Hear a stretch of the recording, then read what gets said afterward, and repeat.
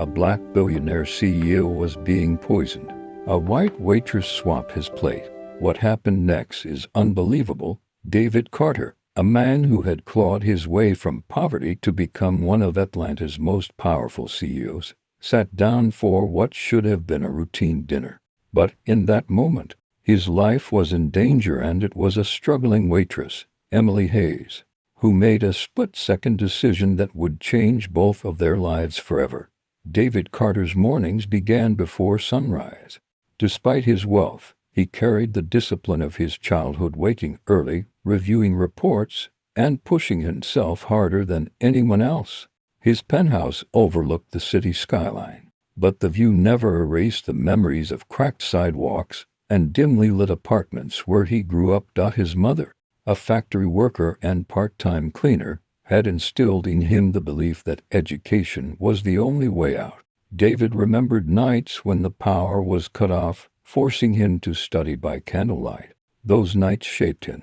They taught him resilience, but they also left scars: an unshakable mistrust of others and the loneliness that no amount of money could cure. Now, as the head of a billion-dollar tech empire, David was admired publicly but privately burdened. Competitors envied him. Rivals whispered about his downfall. And though he had everything, he often felt he had no one. Meanwhile, across town, Emily Hayes was living a very different reality. Her mornings began with caring for her father, whose health had deteriorated after years of factory work. She had dropped out of college to support him, taking shifts at a high-end restaurant where Atlanta's elite dined. Emily's life was a constant balancing act, paying bills, managing her father's medications, and trying to hold onto hope. Despite her struggles, Emily carried herself with quiet dignity. She had a gift for noticing people, their moods, their needs, their humanity. Customers often overlooked her, but she saw them clearly. And when she noticed David Carter one evening, seated alone with a weariness in his eyes, she recognized something familiar: the weight of carrying too much. That night, as plates were being prepared in the kitchen, Emily noticed something unusual. A dish meant for David seemed tampered with. The details were subtle, but her instinct screamed that something was wrong. In that moment, she faced a choice: ignore it or act. Emily chose courage. She swapped the plate, and knowingly, she had just saved the life of one of the most powerful men in the city. The restaurant was alive with chatter that evening. Atlanta's elite gathered under chandeliers, their laughter echoing against polished marble floors. David Carter sat at a corner table, his posture commanding yet weary. He had just come from a grueling board meeting where whispers of betrayal lingered. His empire was thriving, but enemies were circling. Emily Hayes moved quietly between tables, balancing trays with practiced grace. She noticed David immediately, not because of his wealth, but because of the heaviness in his eyes. He looked like a man carrying the weight of the world. When she approached his table, David barely glanced up. He was used to being served, not seen. But Emily's tone was different: gentle, attentive, human. "Good evening, sir. I'll be taking care of you tonight. If there's anything you need, just let me know." For a moment, David looked at her, surprised. It wasn't the words, it was the sincerity. Then came the moment of danger. Emily saw the plate prepared for him. Something about it felt wrong. A faint discoloration, a strange smell, details most would miss. Her instinct screamed. Without hesitation, she swapped the dish. David, unaware of the danger, ate in peace. But Emily's heart raced. She didn't know if she had just overreacted or saved a life. Later that evening, David noticed Emily lingering nearby, checking on him more than usual. He asked, "You seem concerned. Is everything all right?" Emily hesitated, then replied softly, "I just wanted to make sure you're okay. You looked tired when you came in." David was taken aback. Few people ever asked if he was okay. Most wanted something from him: money, influence, opportunity. But here was a waitress, struggling herself, showing genuine concern. Moved, David offered his own small gesture. "Thank you. It's rare that anyone notices. Can I ask what's your name?" "Emily," she said, smiling faintly. That simple exchange planted the seed of trust. David saw dignity in her humility, and Emily saw humanity in his guarded exterior. "David, you remind me of my mother. She used to notice things no one else did. Even when she was exhausted, she cared." "Emily, I guess when life is hard, you learn to pay attention. Sometimes kindness is the only thing we can afford to give." David sat in silence, her words echoing. For the first time in years, he felt seen, not as a billionaire, not as a CEO, but as a man. Before we continue with this incredible journey, I spent countless hours researching and crafting this story to bring you something truly meaningful. If stories like this touch your heart, and you want to see more acts of kindness that restore faith in humanity, please subscribe and hit the notification bell. It means the world to me and helps these important stories reach others who need to hear them. Now, let's see what happens next. In the days following that fateful dinner, David couldn't shake the thought of Emily. Her quiet courage had saved him, though he still didn't know the full extent of what she had done. He returned to the restaurant, not for the food but to see her. Emily was surprised to see him again. Billionaires didn't usually notice waitresses, let alone come back for them. But David asked for her section, and when she approached, he said simply, "I wanted to thank you. You noticed me when no one else did." From that moment, their conversations deepened. David shared fragments of his past nights of hunger, the relentless drive to escape poverty. Emily listened, not with awe for his wealth, but with empathy for his struggle. In turn, she spoke of caring for her father, the exhaustion of working double shifts, and the dream she once had of finishing college. Their bond grew through small gestures. David began leaving generous tips, but more importantly, he offered encouragement. "You're stronger than you realize," he told her one evening. Emily, in return, reminded him of the humanity he often forgot in the corporate battlefield. Word spread among the staff and patrons. Some admired the connection. Others whispered, "A billionaire and a waitress." It was unconventional, even scandalous to some. But neither David nor Emily cared. For the first time, they both felt seen. Just as trust was blossoming, obstacles emerged.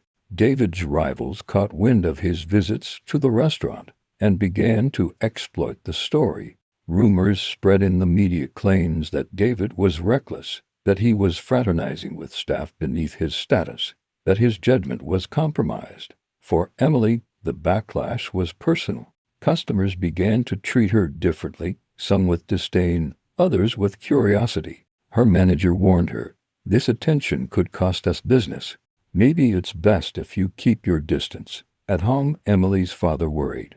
"People like him live in a different world.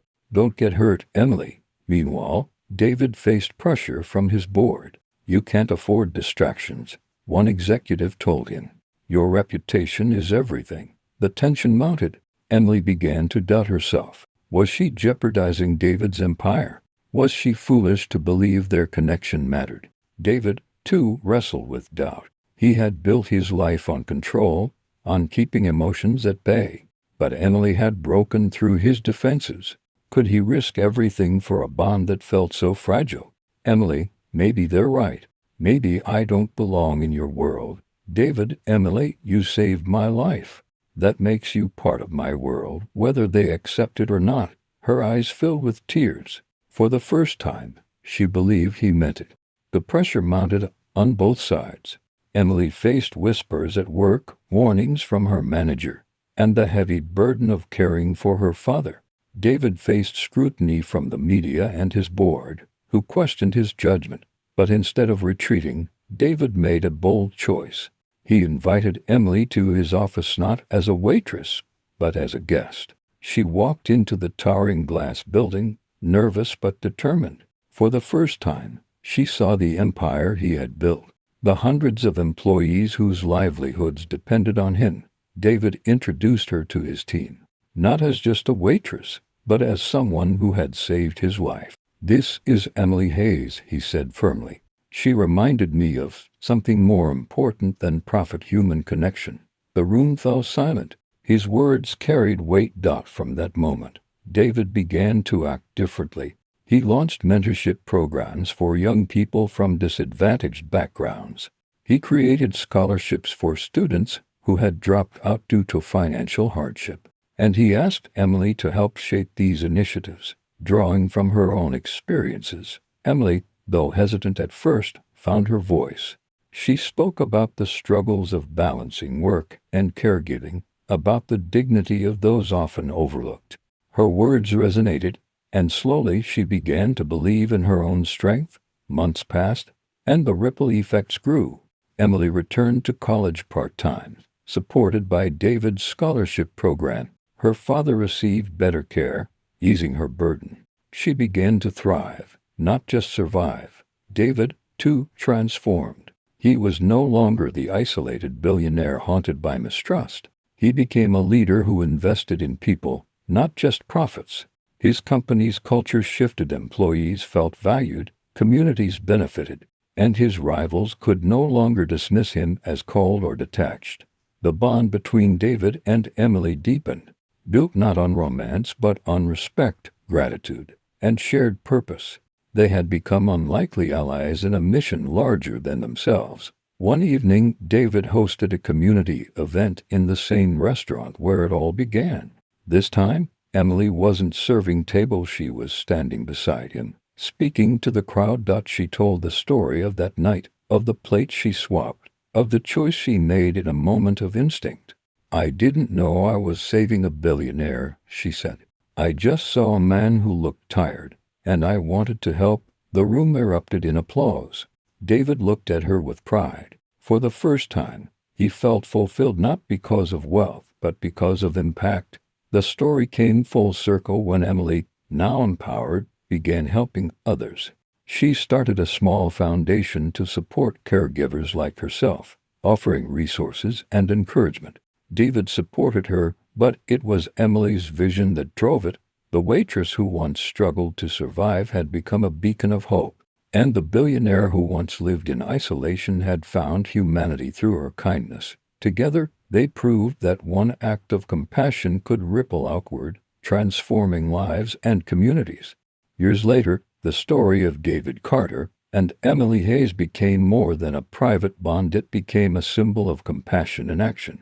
David continued to lead his company, but his legacy shifted. He was no longer remembered only as the billionaire CEO who built an empire, but as the man who invested in people. His mentorship programs expanded nationwide, helping thousands of young dreamers rise above hardship. Emily's life transformed completely. She graduated from college, started her own foundation for caregivers, and became a voice for those often overlooked. Her father's health stabilized with better care, and she found peace knowing she could provide for him. Together, David and Emily remained close allies, united by the night that changed everything. Their story rippled outward, inspiring countless others to believe in the power of kindness. This story reminds us of a simple truth. Kindness is not bound by wealth, race, or status. It is a universal language that can bridge divides, heal wounds, and transform lives. David's empire was saved not by money or power, but by the compassion of a young woman who chose courage over fear. Emily's life was rebuilt not by luck, but by the recognition that her kindness mattered. And their community thrived because two people from opposite worlds chose to see each other's humanity. Stories like this remind us that extraordinary kindness exists all around us. If this touched your heart, please like this video. It helps more people discover these inspiring stories. Subscribe for more tales of human kindness that will restore your faith in humanity. And most importantly, look for opportunities in your own life to be someone's unexpected blessing. What act of kindness will you perform this week? Share your commitment in the comments below. Thank you for watching, and remember, you have the power to change someone's entire world.